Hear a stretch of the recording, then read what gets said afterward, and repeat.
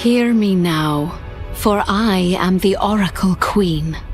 It is mine to know what is, what has been, and what will be. Lorath went wherever the night shoved him, and it was not nice about it.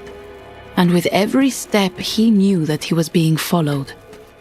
Not pursued, for the figure in a cloak of shadows never seemed to try to catch him. Instead, the thing frightened him so completely that he fled from it.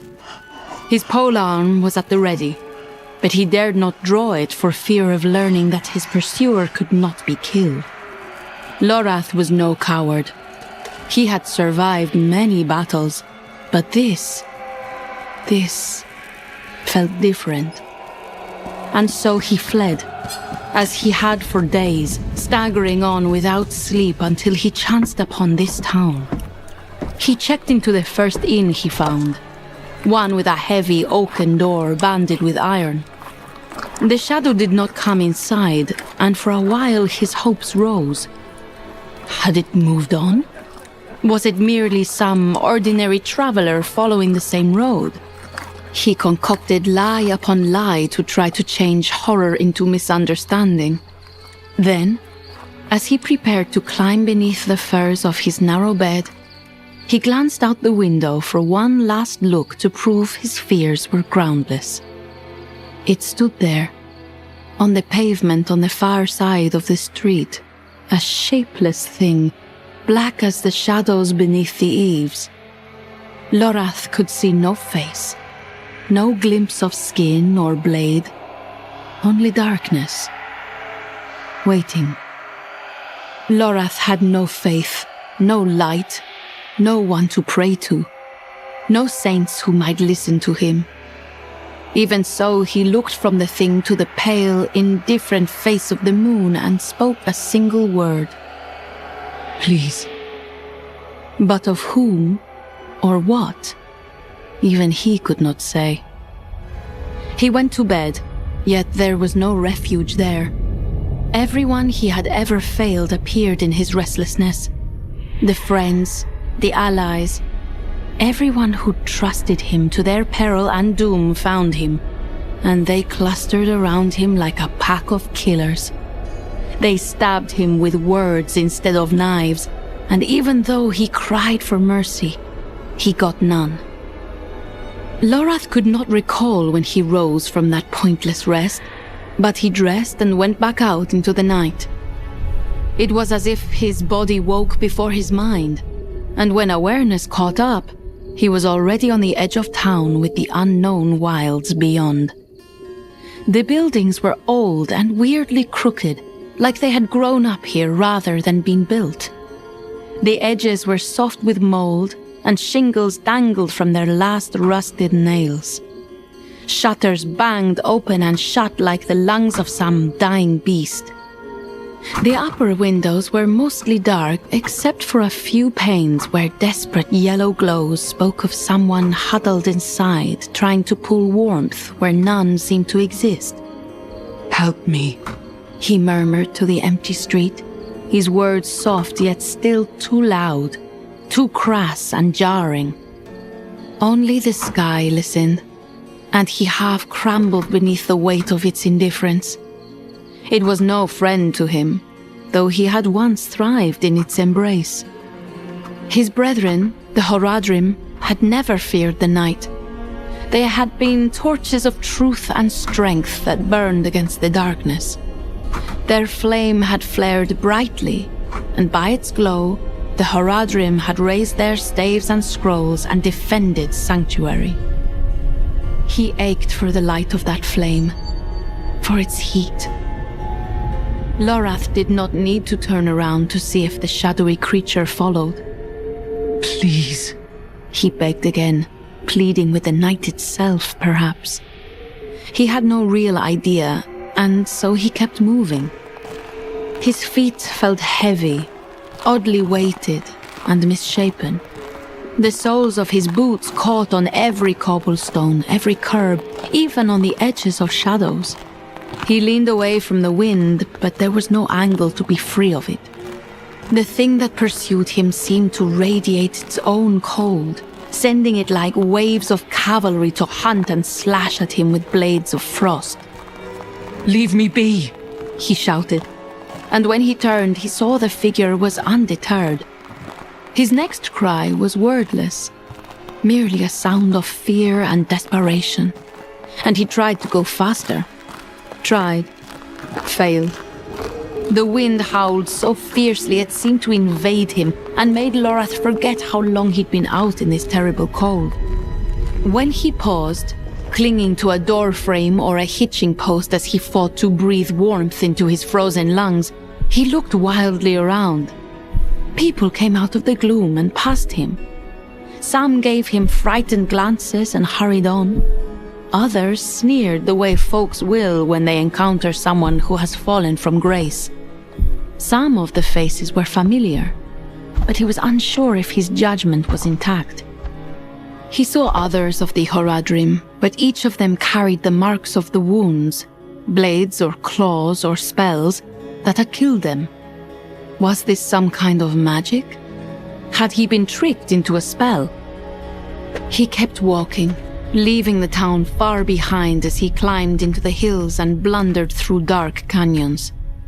Then a shocking awareness slapped him to stillness and he stopped, swaying and gaping, barely able to breathe because of what he saw. Something that could not be here. Something he was sure was far, far away. Before him, standing crooked in the ashy remains of a burned forest, stood a single living tree. Somehow, impossibly, his wandering had brought him to the Tree of Whispers. He recoiled. "No," he cried. "I cannot be here. I cannot have come this far." The midnight wind snickered as it blew past him. Lorath looked desperately around. Why here and why now? Had he not traded himself to this tree for a path that ended in Lilith's defeat? Yes, but things had only gotten worse. Mephisto, Lord of Hatred, had been freed. So much sacrifice, and now things were worse. Far, far worse. For the soul of evil was abroad in the world. He felt the incalculable weight of it dragging him as he took small steps toward that tree. He turned around and saw that the shadowy figure was still there, standing 100 paces back, its tattered cloak fluttering in the icy wind. "It drove me here," he thought. "It made me come to this terrible place. But why? What does it want with me?" Above him, the clouds parted to allow the moon to spill light down on where he stood. Lorath felt his heart beating like cold fists on the walls of his chest. Reality lay in bloody pieces all around him. He realized that he stood on a plain of withered grey grass that seemed perpetually bent and frozen into painful shapes. Cloud-grey centipedes crawled through the weeds with agonizing slowness. Mushrooms as broad as shields leaned crookedly on their bloated stems, and the sky was the color of a fresh bruise. The Tree of Whispers was before him, its arthritic branches reaching out in all directions. From each of the many tree limbs hung grotesque fruit, large as pumpkins, vaguely round and hideous. A voice called, "Ah, here he is, old lonesome Lorath." He turned, at first expecting that voice to have come from his shadowy pursuer, but deep in his heart he knew the voice came from the closest of those ghastly fruits. Not a fruit at all, he knew, nor even a gourd. From each branch hung a human head, not dead and bloody, hung as trophies, but alive. They were part of the Tree of Whispers. It was their expired tongues who spoke, and Lorath thought he knew why. "No," he protested. "It is not my time yet. The war still rages." The hanging heads mocked him with cruel laughter. Blood sprayed from their mouths and ran in scarlet tears from their eyes. "Will ye have abandoned Lorath?" whispered another. A third sneered at him. "Behold he who fails everyone in his path."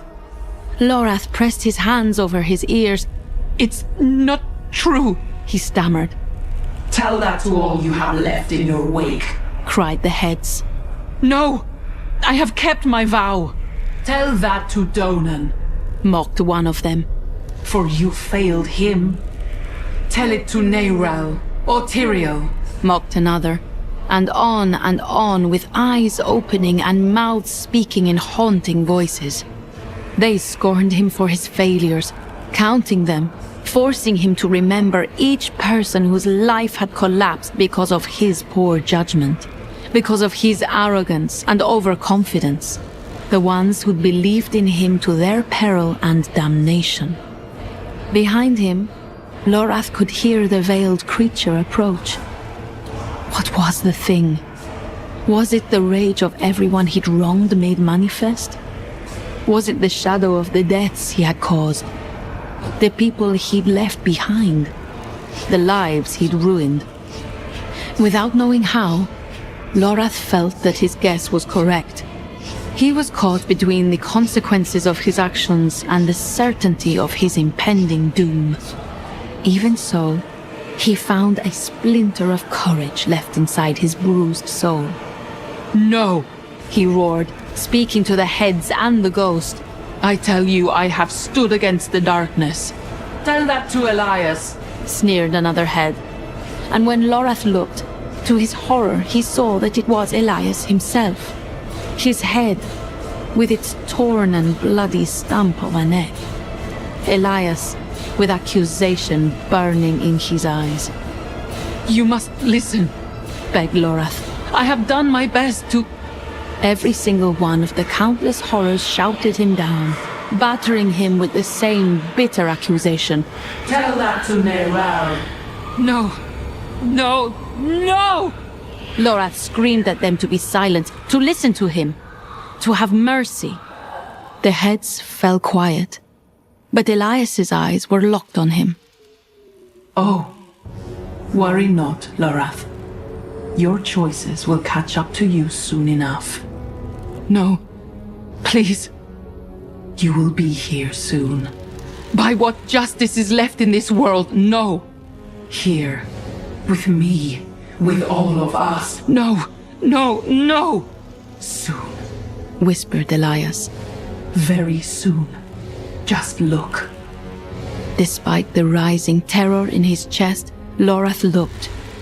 He knew he should not, that no good could come of it, but he looked anyway. And there, hanging from a limb beneath all the heads, Lorath saw the most dreadful fruit swaying in the cold wind. He saw his own head there, hanging slack-jawed, grey-skinned, eyes filled with the total terror of absolute failure. Lorath turned and saw the spirit of vengeance raise its arms and then explode, tearing itself into a flock of night-black crows. They swarmed toward him, battering him, driving him to his knees. Lorath screamed himself out of that terrible place. He screamed his way across the worlds of darkness. He screamed himself back into the bed in the sad little inn where he had lain the whole time. He turned and saw a crow perched on the windowsill. Its eyes were black within black and yet seemed to burn with a cold fire. Lorath snatched the knife from beneath his pillow and lunged at the creature, stabbing with such powerful hate and fear that the blade buried itself 3 inches into the sill. But the bird flew out into the night. As he collapsed back, a noise floated across the midnight sky. The sound of the crow's call, mocking him like laughter. Lorath thought he felt the heat of fire and the stink of brimstone, as if the hells had blown him a kiss.